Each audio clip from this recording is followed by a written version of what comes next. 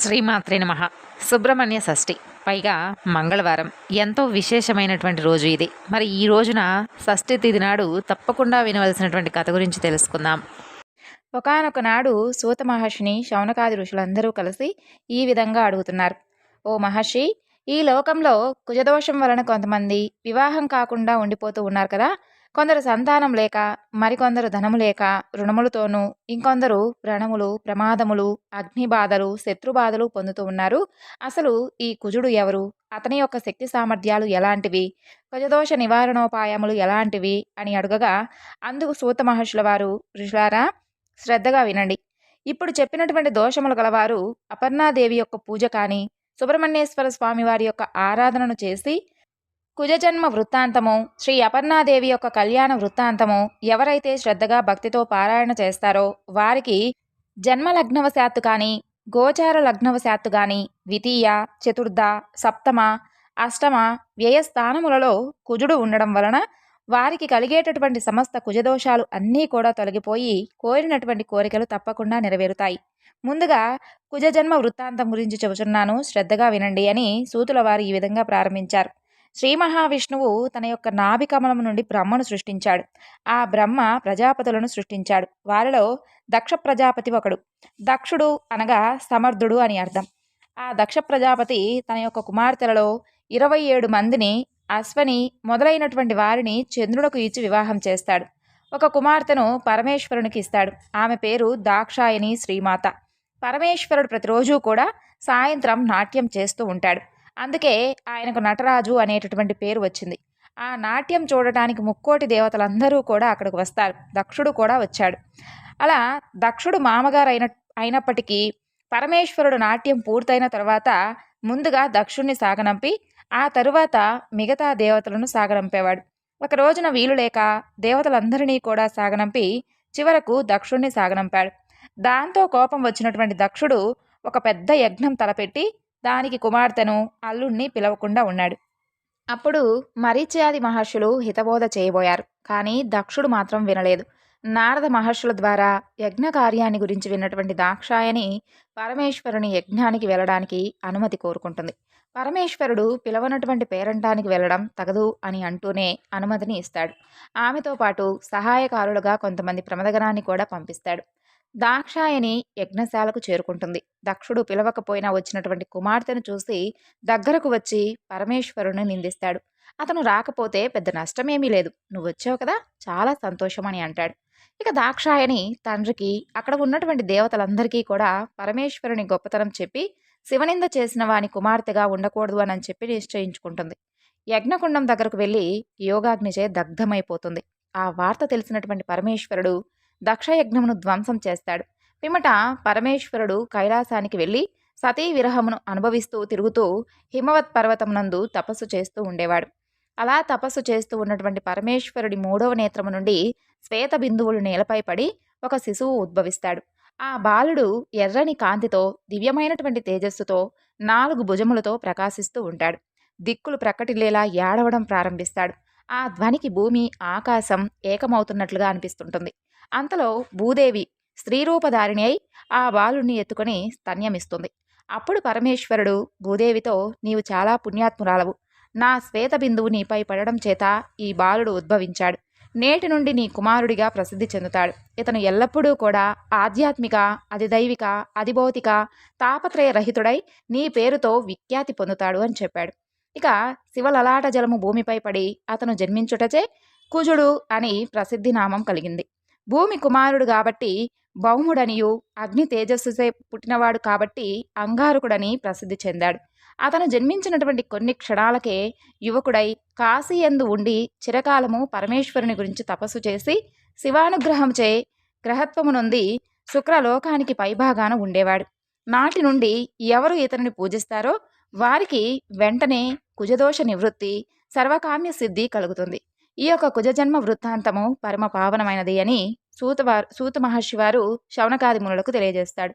ఈ వృత్తాంతమంతా కూడా శ్రద్ధగా ఆలకిస్తూ ఉన్నటువంటి ఆ మునిపుంగవులు సూత మహర్షిని, మహానుభావ, కుజదోష నివృత్తికి ఏ దేవత ఆరాధన చేయవలనో తద్విధానం తెలియజేయవలసిందిగా ప్రార్థించగా సూత మహర్షి మందహాసముతో మీ ప్రశ్నలకు సమాధానం శ్రీ సుబ్రహ్మణ్య చరిత్ర తెలియజేయగలదు అని సెలవీయగా మునులందరూ కూడా ఎంతో ఉత్సాహంతో అయ్యా ఆ యొక్క వృత్తాంతమంతా కూడా మాకు సెలవీయవలసిందిగా కోరుకుంటారు.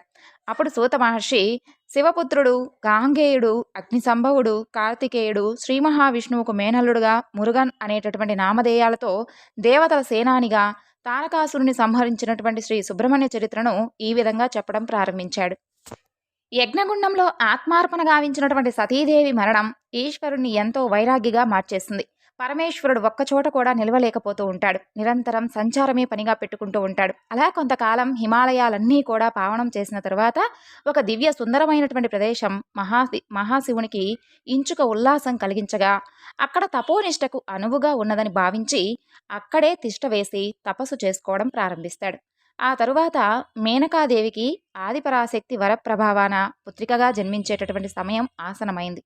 ఆమె చక్కని ఆడపిల్లకు జన్మనిస్తుంది. రత్నం లాంటి ఆ బాలిక జనన సమయంలో శుభశకునాలు అనేకం తోచాయి. మేఘాలు ఆనందంగా జలధారలు కురిపించగా దేవతలు విరివానులు కురిపించారు. గంధర్వులు తమ గాన ప్రావీణ్యమంతా కూడా పలు రకాల వాయిద్యాలపై ప్రయోగించగా విద్యాధర అప్సర స్త్రీలు నాట్య రీతుల్లో తమ తమ ప్రజ్ఞాపాఠవాలు ప్రదర్శించారు.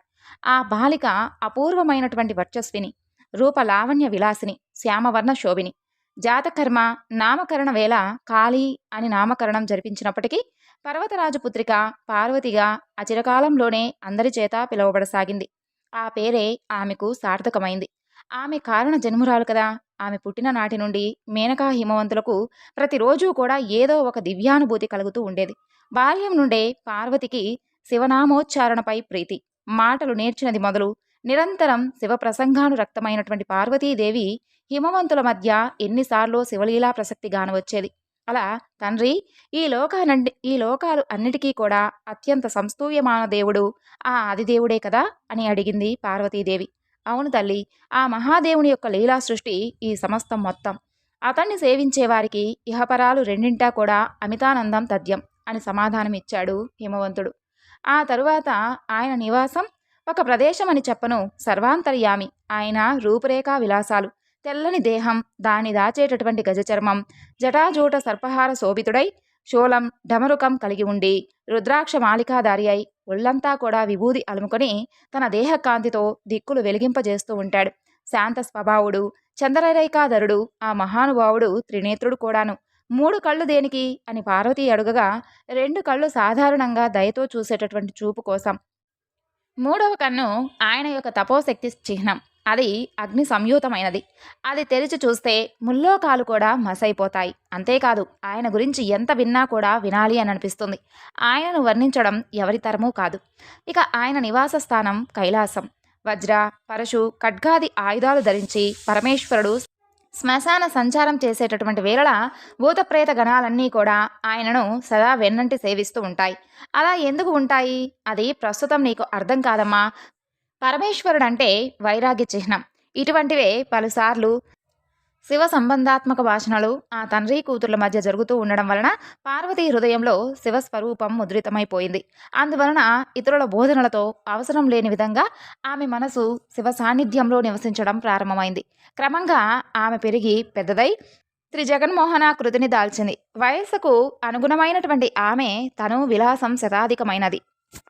ఇదిలా ఉండగా ఒకనాడు నారదుడు హిమవంతుని నగరికి విచ్చేశాడు. నారద మునీంద్రులకు యథోచిత సత్కారాలు చేసినానంతరం, మహానుభావ, మా పార్వతీదేవి యొక్క భవిష్యత్తును తమ వంటి త్రిలోక సంచారులు త్రికాల వేదులు చెప్పగా వినడానికి మాకు ఆసక్తికరంగా ఉన్నది అని అడగగా, అప్పుడు నారదుడు లోకరీతి ప్రకారం బాల్యమున ఎంతో సంతోషదాయకంగాను పుట్టింట గడిపేటటువంటి ఆడపిల్లకు ప్రాయము రాగానే పెళ్లి చేసి అత్తవారింటికి పంపేవేళ ఆదుర్దగా ఉండడం ఇటు పిల్ల తల్లిదండ్రులకు అటు పిల్లకు సహజం. అందున అపురూపమైనటువంటి విశ్వమోహన రూపాన అలరారుచూ ఉన్నటువంటి పార్వతికి తగినటువంటి వరుడెవరో తెలుసుకోవాలి అనేటటువంటి కుతూహలం పర్వతరాజ దంపతులకు మరీ మరీ సహజం. పార్వతిని ఆపాద మస్తకం తిలకించిన తర్వాత ఆ దేవమునీంద్రుడు చిరుమందహాసంతో అప్రయత్నంగా చేతులు జోడించడంతో పర్వతేంద్రుడు ఆశ్చర్యపోయాడు. హిమవద్రాజా, నీవు మహా అదృష్టవంతుడివి అని అంటాడు నారదుడు. ఆశ్చర్యపోయి చూస్తూ ఉన్నటువంటి పర్వతరాజును భుజం తట్టి, అవునయ్యా, ఈమె సామాన్యురాలు కాదు, సమస్త దేవతారాధ్యుడైనటువంటి ఆ సదాశివునికే పత్ని కాగలదు. కృతార్థుడివి నీవు అని అంటాడు. శివుడా, ఆయన నిత్య తపోనిధి కదా, పైగా పర్వతత్వుడు. ఆయన ఈ ప్రపంచ సుఖాలను ఆశించున కొంతకాలం దాక్షాయనితో కాపురం చేసినవాడాయే. ఆమె నిర్యాణాంతరం కఠోరమైనటువంటి తపస్సుకు పూనుకున్నవాడు కళ్యాణ వేదిక చెంతకు రాగలడా? ఇవి హిమవంతునికి అంతుచిక్కనటువంటి ప్రశ్నలు. ఒక పక్క నారదుల వారి జోస్యం ఆనందం కలిగించినప్పటికీ శివుని సన్నిధిన పార్వతిని నిలుపుటయే రీతిన జరుగుట అనేటటువంటి చింత పట్టుకుంటుంది. అప్పుడు సెలవు తీసుకొని నారదుడు అక్కడి నుండి వెళ్ళిపోతాడు. ఈలోగానే పరమేశ్వరుడు సపరివార సమేతుడై తన యొక్క గిరిశిఖరాలలో ఒక శిఖరాన తపోదీక్షకు వచ్చినటువంటి వర్తమానాన్ని విని పరమానంద భరితుడైతాడు పర్వతుడు. అప్పుడు కాగల కార్యం గంధర్వులే తీర్చున్నట్లుగా ఇది చాలా ఆశ్చర్యంగా ఉంది అని సంతోషిస్తాడు. తన కుమార్తె అయినను చిన్ననాటి నుండి శివారాధనే నిత్య కృత్యంగా ఎంచేటటువంటి పార్వతిని సాక్షాత్తు ఆయన సన్నిధిన ప్రవేశపెట్టడానికి నిశ్చయించాడాయన. ఒక శుభమైనటువంటి దినాన కూతుర్ని వెంట పెట్టుకుని శివ దర్శనార్థి అయి బయలుదేరాడు.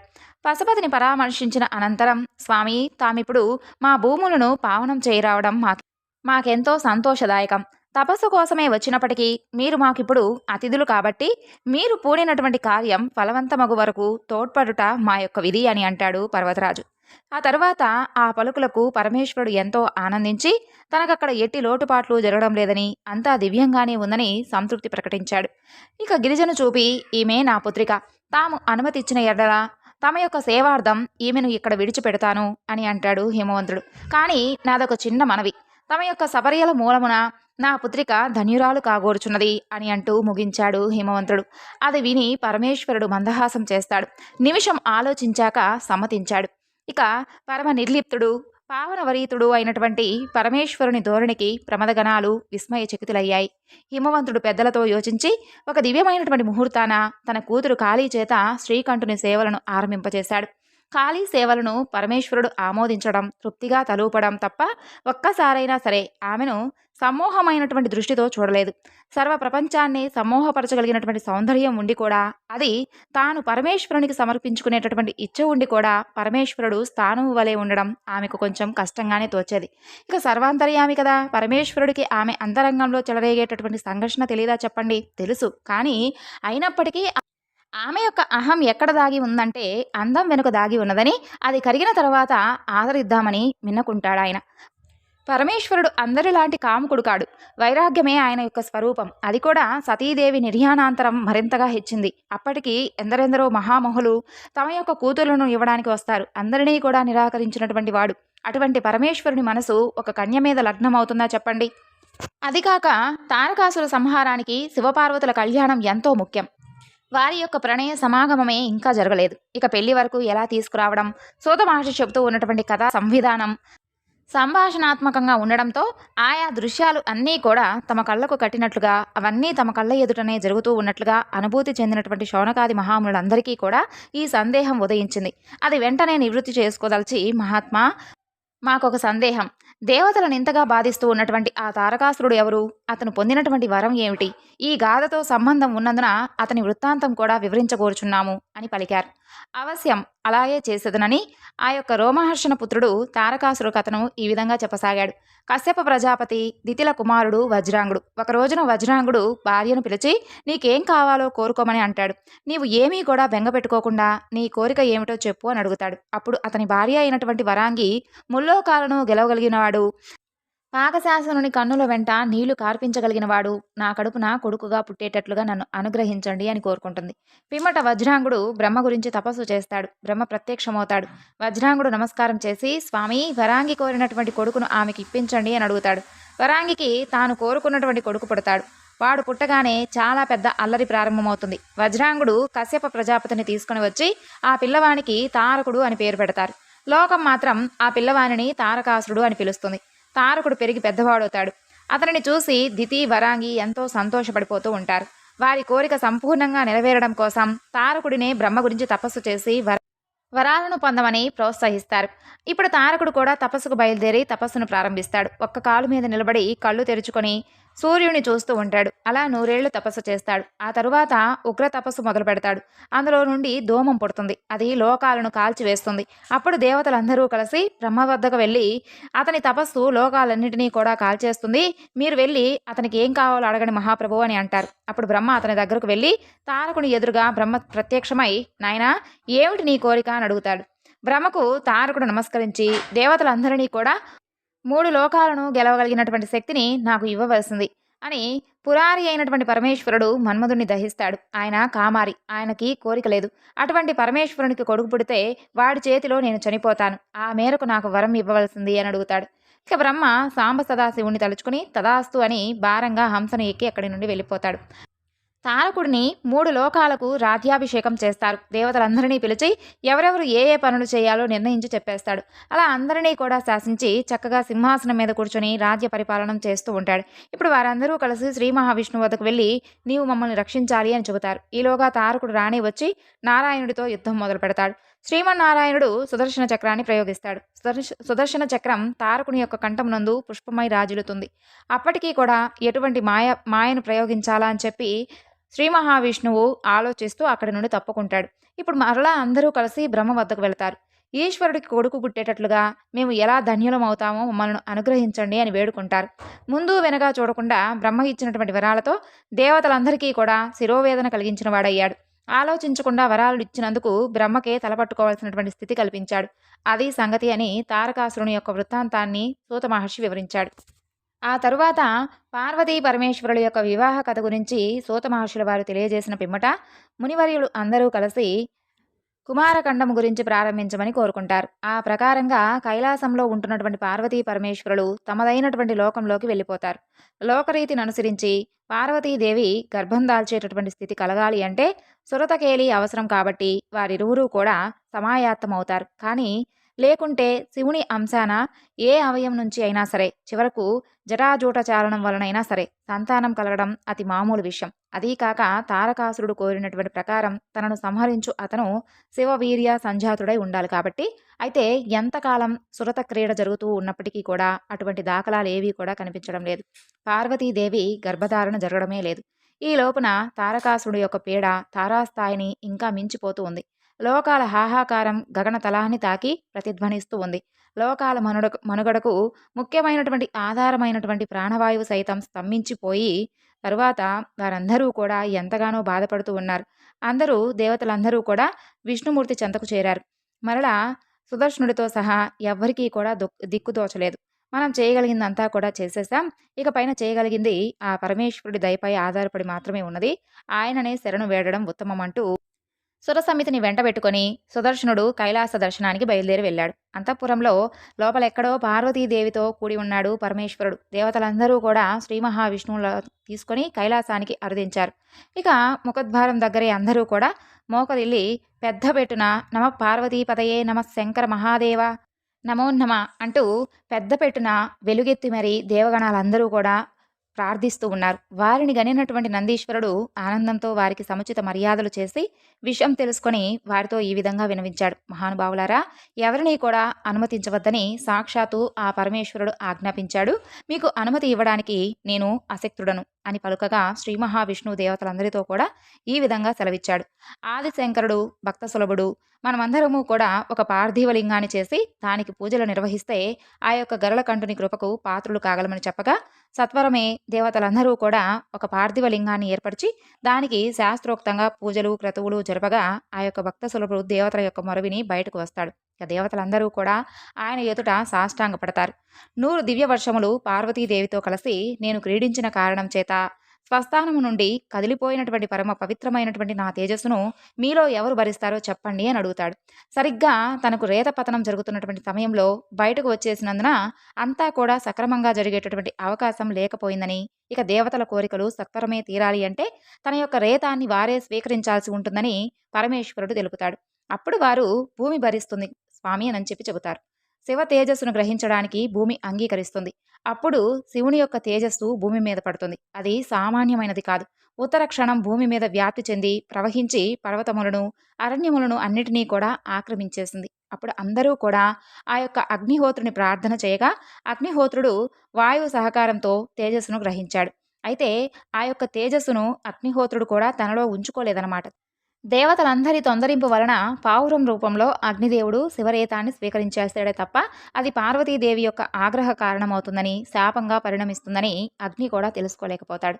అప్పుడు పార్వతి జరిగినంతా కూడా తెలుసుకొని దేవతలందరూ కూడా స్వార్థ ప్రయోజనం కోసమే శివారాధన చేశారు అని చెప్పి అందువలన నాశనమైనది తన యొక్క సుఖమేనని అర్థమవుతుంది.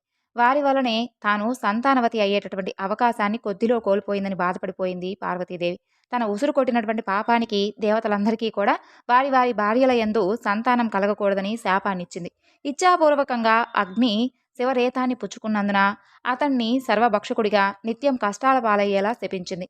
అగ్నిదేవుడు ఆ యొక్క శివవీర్య తాపాన్ని తట్టుకోలేక ఆ మహాదేవుణ్ణి ప్రార్థించగా తొందరలో నీకు ఉపశమనం లభిస్తుంది అని వరమీయగా తన యొక్క స్వస్థానికి బయలుదేరి వెళ్ళాడు అగ్నిదేవుడు.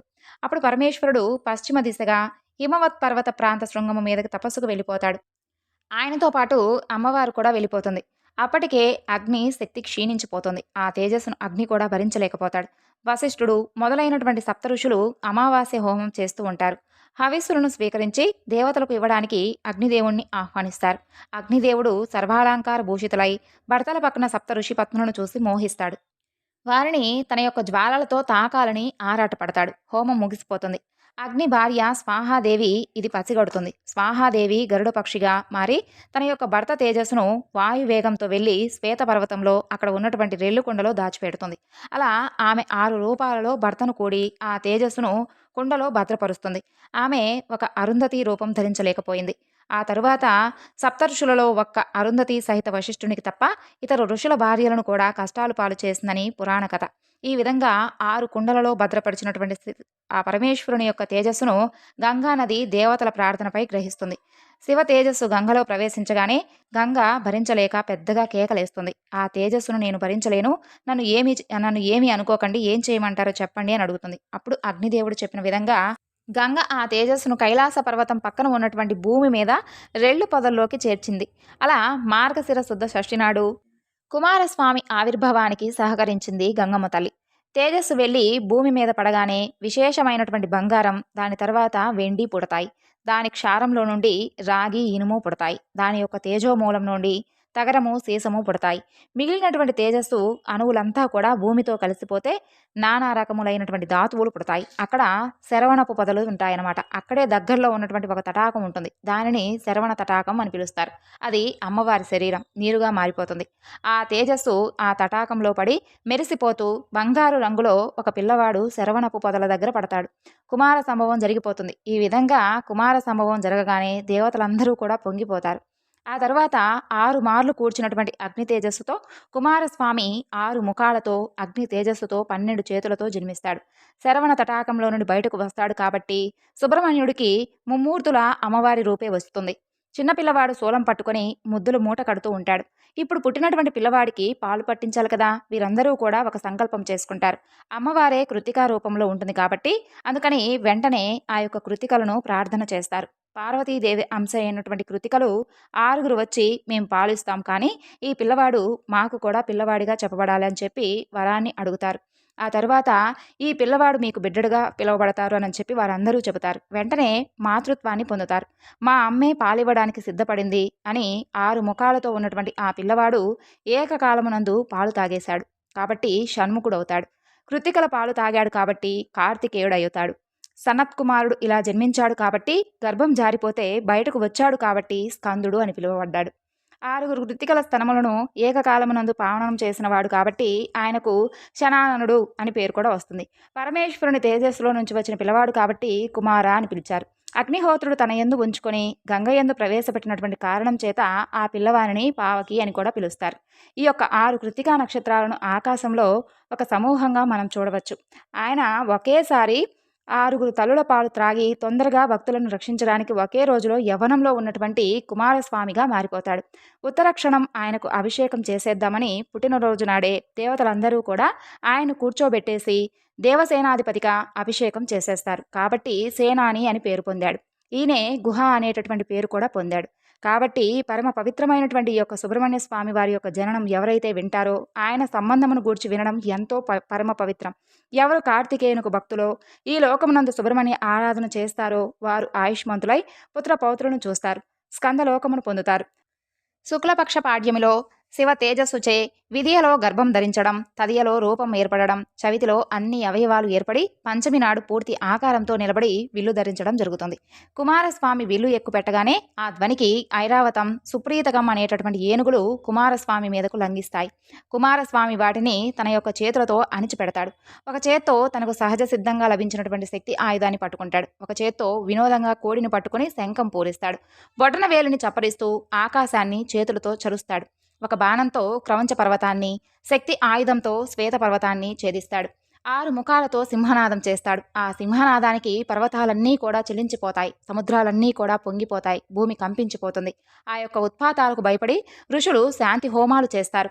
అప్పుడు చైత్రరథం అనేటటువంటి అడవిలో ఉన్నటువంటి జనం సప్తఋషి పత్నులకు అగ్నిదేవుని వలన జన్మించినటువంటి ఆ బాలుని వలన ఈ యొక్క ఉత్పాతాలు సంభవిస్తున్నాయి అని చెప్పి ఆక్రోశిస్తారు. ఈ యొక్క అపనిందను భరించలేక ఋషులు తమ యొక్క భార్యలను వదిలివేస్తారు. కొందరు మాత్రం ఇందులో ఋషిపత్నుల యొక్క దోషం ఏమీ లేదని చెప్పి అగ్నిదేవుని భార్య స్వాహాదేవి ఋషిపత్నుల రూపంలో అగ్నిదేవుని చేరింది అని చెప్పుకుంటారు.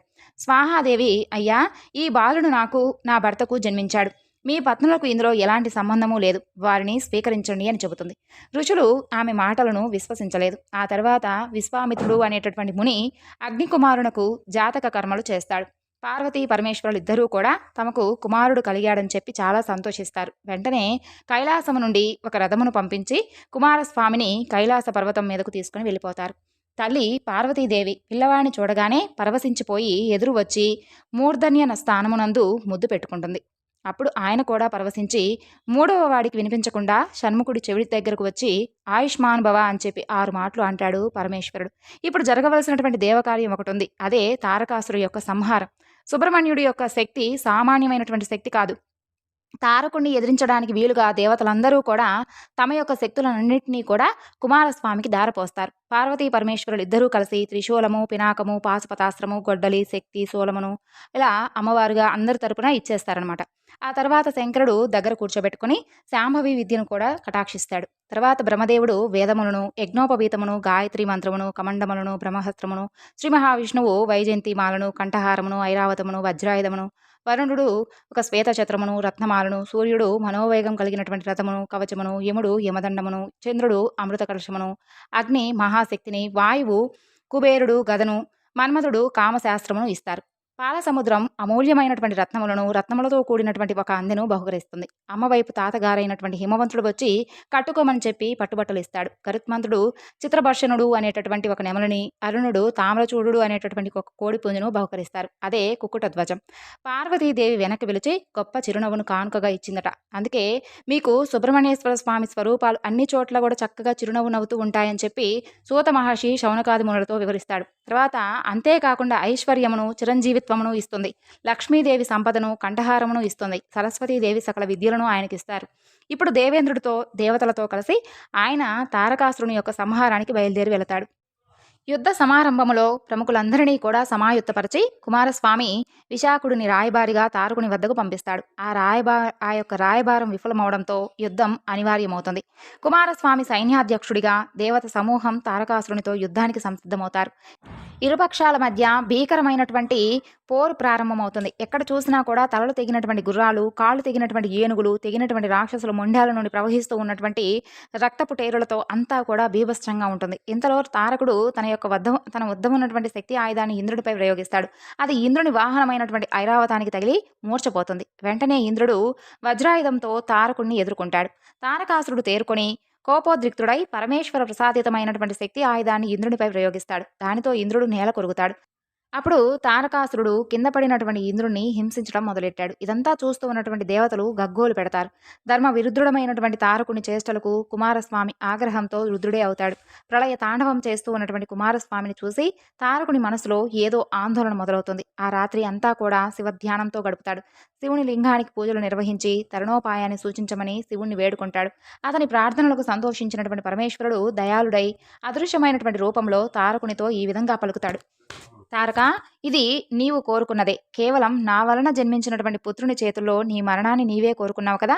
కుమారస్వామి నా పుత్రుడు, కేవలం నాకు మాత్రమే పుత్రుడు కాబట్టి అతని యొక్క చేతులలో నీ మరణం తప్పదు. అయినా నా భక్తుడివి కాబట్టి నీకు మోక్షాన్ని ప్రసాదిస్తున్నాను అని అంటాడు. అప్పుడు తారకుడు మహేశ్వరునితో ఈ విధంగా పలుకుతాడు. స్వామి, ఇప్పటి వరకు నీ దయతో ముల్లోకాలను పాలించాను, కానీ ఇప్పుడు ఆ వాంఛ లేదు. కేవలం నీ మీద భక్తి తప్ప నాకిక వేరే ఆలోచన లేదు. నా మీద కరుణతో నీవు ప్రసాదించినటువంటి ఆత్మలింగాన్ని సదా నా కంఠసీమలో ధరిస్తూ వచ్చాను.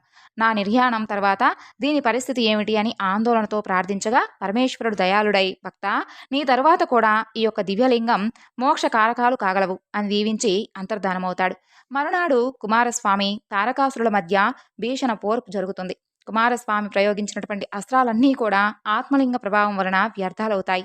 తారకుడు దేవగణాలపై మయుడు ఇచ్చినటువంటి మహాశక్తి అస్త్రాన్ని మంత్రపూర్వకంగా ప్రయోగించగా దేవగణాలన్నీ కూడా నిశ్చేష్టులవుతాయి. వెంటనే షణ్ముఖుడు దానిని నిరోధించడానికి బ్రహ్మాస్త్రాన్ని ప్రయోగిస్తాడు. అలా వారిరువురుకు 20 రోజుల పాటు భీకరమైనటువంటి పోరు కొనసాగుతూ ఉండేది.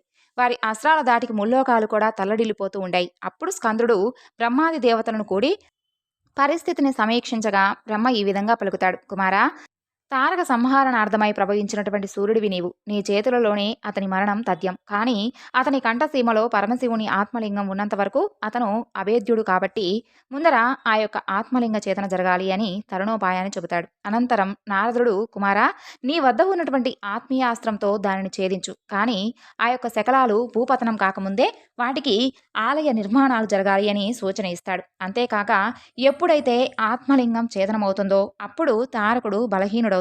ఆ సమయంలో బ్రహ్మాస్త్ర ప్రయోగంతో తారక సంహారం జరగాలి అని తారక మరణ రహస్యాన్ని తెలియజేస్తాడు. వీరందరి వచనాలను శ్రద్ధతో ఆలకించినటువంటి శరవణభవుడు యోచించి విశ్వకర్మను పిలిచి ఆత్మలింగ శకలాలను నేను ఆదిత్యుడు, సోముడు, ఇంద్రుడు, మహావిష్ణువు భూపతనం కాకుండా అడ్డుకుంటాము. నీవు వెనువెంటనే ఆలయాలు నిర్మించాలి అని ఆజ్ఞాపిస్తాడు. ఆ తర్వాత రోజు జరిగినటువంటి భీకర సమరంలో స్కందుడు ఆత్మీయ ఆగ్నేయ అస్త్రాలను సంధించి ఆత్మలింగాన్ని ఛేదిస్తాడు. ఆ సమయంలో వెలువడినటువంటి ఓంకారం విశ్వమంతా కూడా వ్యాపిస్తుంది. ఇంద్రుడు, సూర్యుడు, కుమారుడు, చంద్రుడు, విష్ణువు ఆ యొక్క శకలాలకు విశ్వకర్మ సహాయంతో వెనువెంటనే ఆలయాలను నిర్మిస్తారు. అవి వరుసగా అమరారామం, ద్రాక్షారామం, కొమరారామం, సోమారామం, క్షీరారామం అనేటటువంటి పేర్లతో పంచారామాలుగా ఖ్యాతిని పొందాయి. తరువాత అదును చూసి కుమారస్వామి బ్రహ్మాస్త్ర ప్రయోగంతో తారక సంహారం చేయగా ఆ యొక్క భక్తాగ్రేసరుడు నేలకూలాడు. రాక్షస సైన్యం పలాయనం చిత్తగించారు. దేవతలందరూ కూడా ఆనందంతో స్కందునిపై పుష్పవృష్టి కురిపించారు. ఇది తారకాసురు యొక్క సంహార ఘట్టమని సూత మహర్షి శౌనకాది మునులకు తెలియజేశాడు. ఈ విధంగా సుబ్రహ్మణ్యేశ్వర స్వామి వారి యొక్క షష్ఠి సందర్భంగా తారకాసురుని యొక్క సంహారం గురించి కుమార చరిత్రలో చెప్పడం జరిగింది.